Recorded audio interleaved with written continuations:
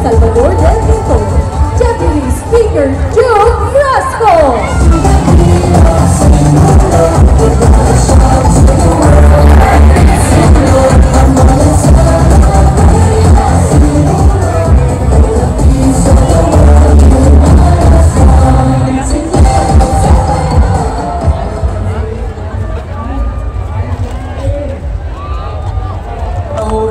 Although nilakaw na siya, pero ato niya pong i-acknowledge ang ato ang pinalangga ng gobernador sa lalawigan sa Sugbo, Governor Gwen Garcia.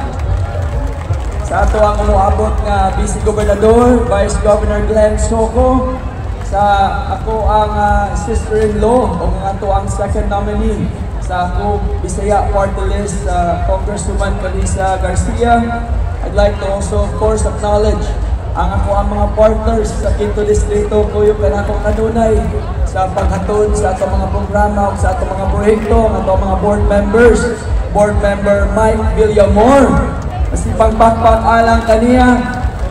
And of course, ang ato ang director karong gabi una, Board Member Red Duterte.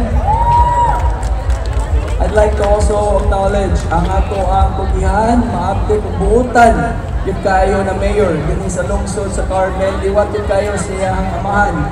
I also had the privilege to meet the father of Mayor Carlo during the time that I was mayor of the municipality of Liloan. Ang iyang anak na buutan sa kayo, Mayor Carlo Villamor.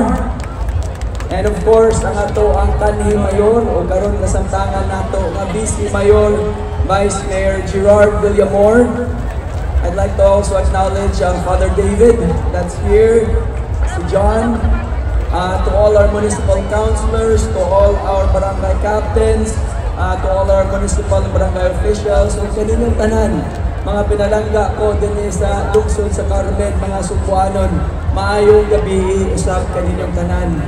Dako kayo na akong kalipay na ako nakatambong karong adlaw.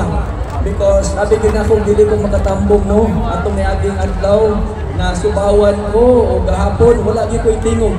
May gani karong adlaw nga naulian ko gamay o ibalik-balik na ang ako ang tingog mo na medyo pagaw ko.